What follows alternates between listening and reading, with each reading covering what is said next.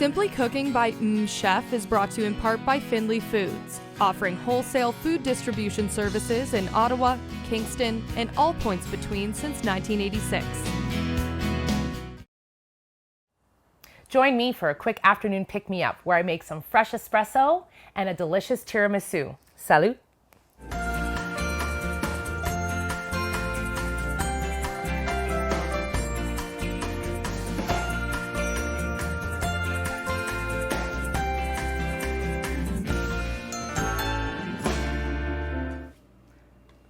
I love an afternoon espresso. Today is all about coffee.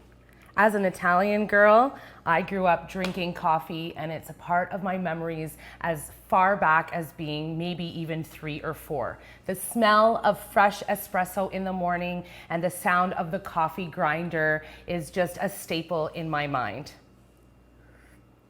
I love a delicious dark roast coffee of any kind, but nothing beats an espresso made in a traditional Italian stovetop percolator. Growing up, this was the only way that I knew how to make coffee.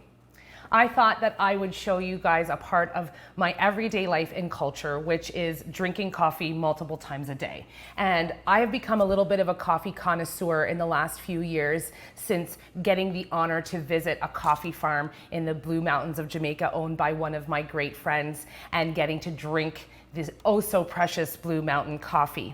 I also love to use Italian espresso. I'm pretty partial, and I always really try to focus on making sure that my coffee is organic. Something that people don't know is that traditional coffee, if it's not, tested, actually can contain a lot of mold and toxins. So making sure that your coffee comes from a reputable source and has been tested and is organic is a great way to make sure that your coffee is as healthy for you as it can be. Another really neat trick that I learned in Jamaica was to always put a tiny pinch of salt in your coffee. If you drink it black like me without any sugar or cream, this helps cut that acidity and makes your coffee nice and smooth. You can even add the salt right into the grinds when you're making your coffee in the percolator, or if you have a drip coffee machine, you can put it in the grinds in there as well. All right, enough about that. Let's talk about what I'm going to be making today. Today I'm going to be making my spin on a traditional tiramisu. Tiramisu is probably one of the most popular Italian desserts that many of you have heard of, and it's definitely one of my most popular desserts that I get to do time and time again in many different versions for all of my awesome clients. So today I'm going to be doing my take on a traditional tiramisu, which is slightly inspired by my Aunt Julia, who is my stepmom's sister in Italy. And this is something that she taught me how to do, and I'm gonna put a gluten-free spin on it. So Ladyfingers are a traditional cookie that you find in Italy and even at the regular grocery store here in Canada and probably in the States too. And it's a crispy, sugary cookie that you dip into your coffee or you use in a tiramisu dessert. Well, most of my show is gluten-free, and I'm typically gluten-free, so I thought that I would show you how to make a version of a ladyfinger, gluten-free, and build my tiramisu in my way.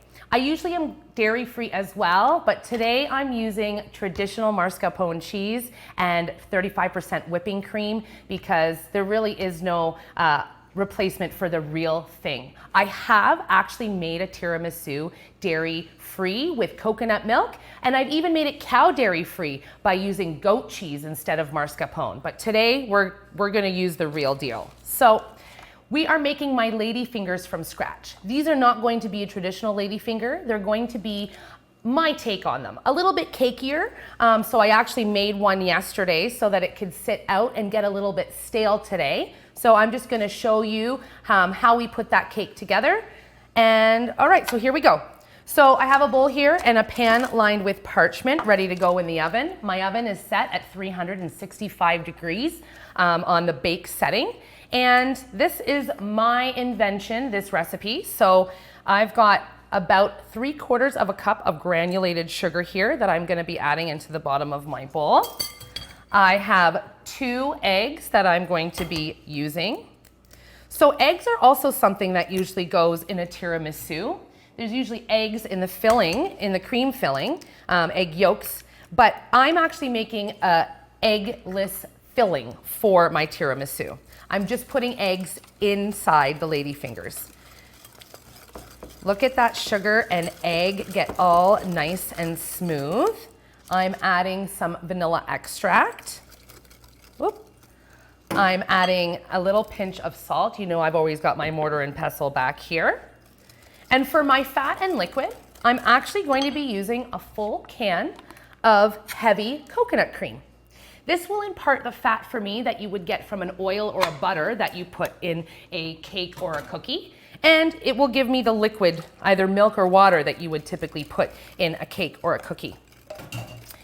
And just like last year, I have my big, huge bag of gluten-free all-purpose flour.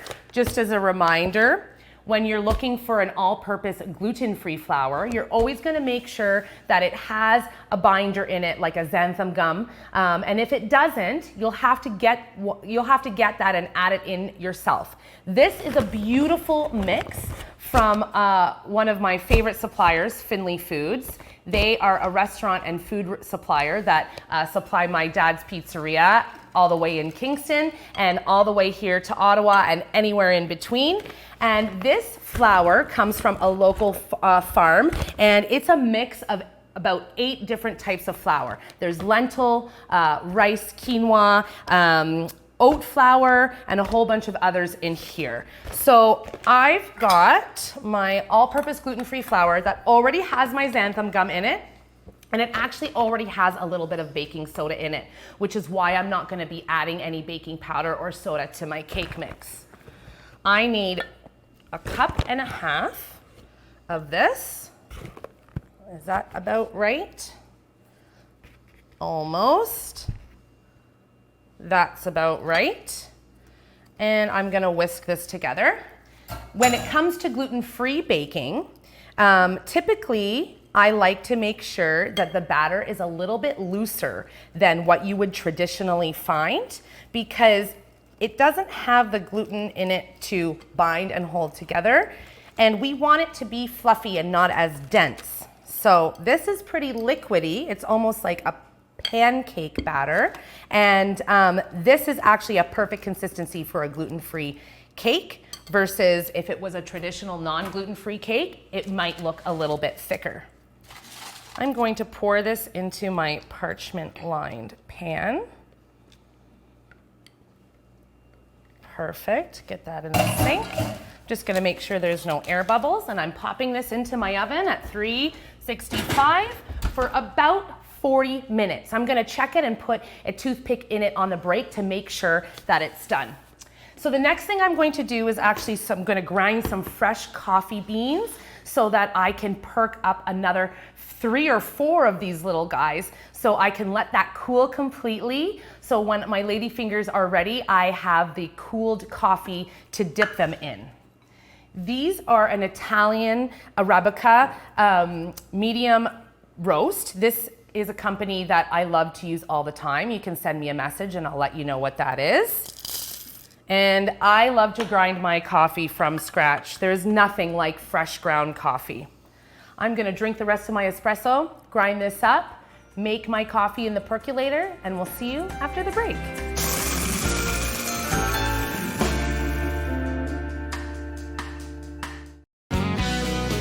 This program is brought to you in part by Findlay Foods, providing wholesale food distribution services including gluten-free, halal, kosher, and many other products in the Ottawa and Kingston areas.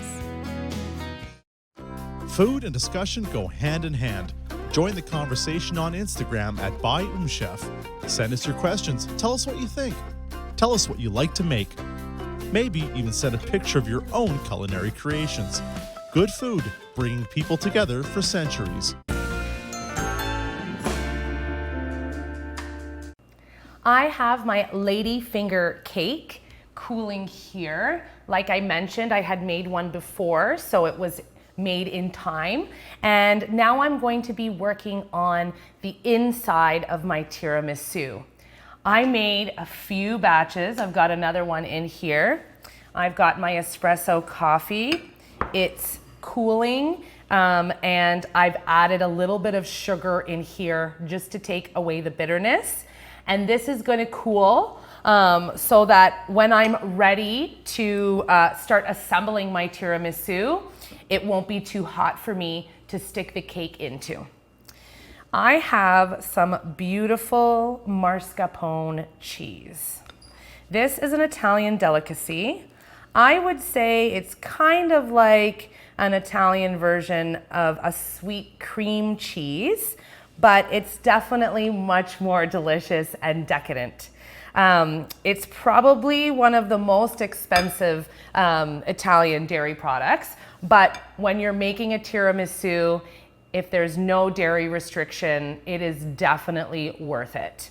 I have taken this out of the refrigerator about 15 minutes ago because I want it to be nice and soft. Earlier, I mentioned that a lot of tiramisus and most tiramisu fillings traditionally have egg yolk. So they would take egg yolks and sugar and put it right into this mascarpone and whip it with a whipping machine or with a whisk.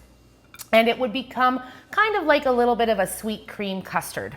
What's different about my tiramisu and the way that my Aunt Julia told me was that there is no egg and there is no sweetness in here. My tiramisu is actually a little bit less sweet than a traditional one. If you've ever had a tiramisu at an Italian restaurant or had someone make it for you at a pasticceria or something like that, you'll know it's very, very sweet, which is why it goes well with a bitter espresso. My tiramisu is not as sweet. So this is nice and soft, and I have some 35% whipping cream in the fridge that I've already started whipping. This takes a long time. Usually it can take up to 15 minutes with your arm muscle. So I did this by hand. If you have a KitchenAid mixer, you can use that. And you could even whip whipping cream in a food processor. That will work as well. But I like to do it by hand. I'm a little bit of an old school chef in that way. As you see, it's starting to thicken up. I have a soft peak here. I'm going to keep going a little bit because I want it to be a little bit more of a hard peak. So I just keep turning my bowl. Something that people might not know is that dairy now, like cream and whipping cream and coffee cream, actually has stabilizers in it. So if you're not buying your milk and cream directly from a farmer, which you can't really do here, you're buying your cream from the grocery store. And they actually put stabilizers in it now. So you don't have to add things like, what's the name of it? I can't even think of the word right now, but you can use cornstarch and you can use another powder in whipping cream to help it stay stiff. But nowadays, that they put stabilizers right in the dairy before you even buy it. You don't need to put any stabilizers in here at all because it does it for you. So this is the stiffer peak that I was looking for. Just gonna get rid of my, perfect. So I've got my super stiff whipping cream and my mascarpone. And I'm just gonna add a little bit in at a time. I like to put a little bit of the hard stuff in with the cream, and then I actually switch. And I put a little bit of this mixed cream in with my mascarpone, and I fold very gently. And I'm doing that because I want the air from this whipping cream to aerate my mascarpone so that the mouthfeel of the tiramisu is actually really light and airy and not dense. That, I would say, is probably one of the biggest differences between a traditional tiramisu and my family's take on it, is that it's a lot lighter and a lot airier than the one that is made with a custard and with eggs. The eggs tend to bring it down and are a little bit heavy, let's say, And whereas I don't use that at all, and I'm using light whipping cream, which look how light and airy that is. I can see that the color is starting to blend together. So this is pretty much mixed. I'm gonna set this to the side. I keep having to rinse my fingers because I get whipping cream all over me. This is the beautiful ladyfinger cake. So ladyfingers are typically individual cookies that are piped out of a piping bag. They puff right up, they're nice and crispy. This guy isn't as crispy, but I let it cool and sit out so that it could actually firm up and become a little bit more stale. It has nice body, it's brown. This cake can actually be used just like this. You can use this recipe as a traditional, more dense, kind of like a bundt cake texture, but I'm using it for my lady fingers today. I'm just gonna give it a cut to show you how I like to cut it. I'm cutting it in 4. I'll put this down here, and I'll grab a quarter of it, and I just cut them into little fingers, like a traditional lady finger. If you don't have the time, you could then take these pieces and put them on a pan and bake them in the oven. This would allow them to get nice and crispy, and they'll be able to soak up more of this delicious espresso. But I have a little bit of time, so I'm going to slice these up, and I'm actually gonna leave them here on my board. You can do this overnight too, and this will help your cake become a little bit more stale and will let more of the coffee flavor soak in. I made these guys a little bit thin, and this one's a bit thick. You can cut them the lengthwise way as well and make them smaller, but I'm gonna be building this in a beautiful clear square, so this is a great size for me. I'm going to make sure that this espresso is nice and cool. I'm gonna give this a big cleanup and get my beautiful dishes to build. And we'll see you after the break when we're gonna put all of this together and give it a taste. Be sure to follow Daniela on Instagram at MmmChef for all the latest posts, including behind-the-scenes looks of the Simply Cooking set and some delicious culinary creations that will definitely make you hungry. After all, we do eat with our eyes. I am all set up to build my tiramisu, and I think I have a little bit of espresso left in here. Refill my cup. Contrary to popular belief, espresso actually has much less caffeine in it than regular drip coffee. It is the darkest roast you can get besides decaf, and the darker the roast, the less caffeine. As they roast the coffee bean, the caffeine actually gets roasted out of it. So that's why decaf is always only available in one roast, because it is the darkest roast. Decaf coffee is actually not fully decaffeinated. There's still a small percentage of caffeine in there, but it's almost gone. And espresso has much less caffeine, not only because it's roasted more, so the caffeine has been brought out of it. It's about 1 roast below a decaf. It's also because it's much less quantity. So it has about 1/3 of the caffeine as a cup of drip coffee, because the water just sits in the grinds. Whereas in this, the water is pressurized through the grinds, and it actually has little and very fast contact with the coffee bean itself. And then the quantity that you drink is such a little amount that it has 1/3 less of the caffeine of a drip, and then it's usually like 1/4 of the size. So that's why I can get away with drinking 3, 4, sometimes 5 or 6 little shots of espresso a day. Salud. All right, now that I got that out of the way, let's build our tiramisu. I have my ladyfinger cake pieces here, all cooled and cut up and ready. And I've got my mascarpone and whipping cream mixture all ready. And I have my cooled espresso coffee that I dissolved about 1/2 cup of sugar into while it was still hot. So the way that we do this is we start with a layer of soaked ladyfingers. Some people start with the mascarpone on the bottom. Some people start with the ladyfingers on the bottom. I'm a ladyfinger on the bottom kind of person. So I stick that in my coffee. Let me move my chocolate over, and this way you guys can see it better. So I'm sticking my cookies in. So if this was real ladyfingers, ones that were purchased from the grocery store, or even a traditional ladyfinger recipe, they would fall apart much less than this, because this is a very soft cake texture. And ladyfingers, like I said, are actually really crispy and crunchy. So I'm trying to get a nice layer on the bottom of my pan. I have two little pans here because I have enough mascarpone and I have enough cake to make two little trays. I thought I was going to make them both in front of you, but we'll see how that goes. All right, stuff that in there. That's all nice and soft and coffeeed up. I think I'm going to do just the one because I can go slower and take the time to show you. So I do a layer of the mascarpone filling.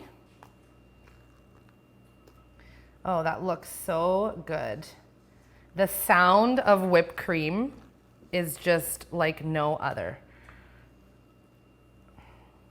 The first time I had tiramisu in Italy was at a cafe with an espresso, and it was just a memory that I'll always remember. I was in Rome and I was doing a tour when I was in my early 20s with a big group of people, and we got to stop at this coffee shop. It was within like a couple hours of getting there, and it was so delicious that I actually bought a second one to go so that I would have it in my hotel room to snack on as a late night snack after we got back from sightseeing all day. All right, some people don't put as much cookie in the layer, where they leave a separation between each cookie so that the mascarpone cheese can get in between the cookie layers. But how much cookie to cream ratio is all up to you. A few more pieces will fit in here.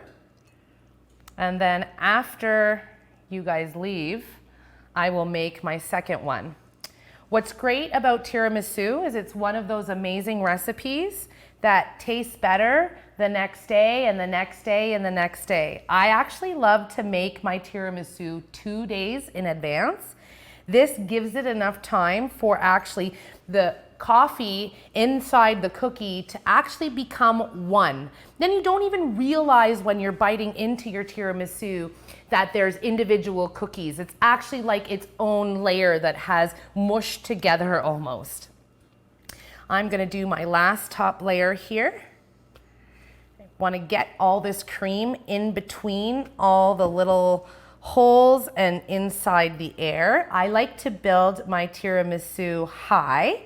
Sometimes for dinner parties or cocktail parties, I'll actually put this in a piping bag and I'll build the tiramisus inside little mason jars so that I can hand them out to my clients individually and we don't have to cut it. Another reason I like to make my tiramisu in advance is because if I made it and tried to cut it right away, it wouldn't give me a nice slice. Putting this in the fridge and allowing it to rest at least overnight, if not 2 days, not only amalgamates the flavors and the textures, it also holds together much easier and allows it to be sliced in a beautiful way. Some tiramisu is sprinkled with unsweetened cocoa powder on top. You may have seen that look where the top of it is a nice dark brown. And some people, like me, like to do beautiful chocolate shavings on top of my tiramisu. I have this really pretty veggie peeler, so to say, that has little teeth on it. And look at that beautiful texture that I am getting. Oops. I am not going to try this because I'm gonna sit this in the fridge and let it get nice and hard. But if you tune into my holiday cocktail party episode, you'll get to see me eat my tiramisu. I am so excited for this. And this was an episode that I was really looking forward to doing for all of you. As one of my most popular desserts, tiramisu is just, out of this world. It means afternoon pick-me-up. And what a better pick-me-up than a shot of an espresso and a sweet delight. See you next time.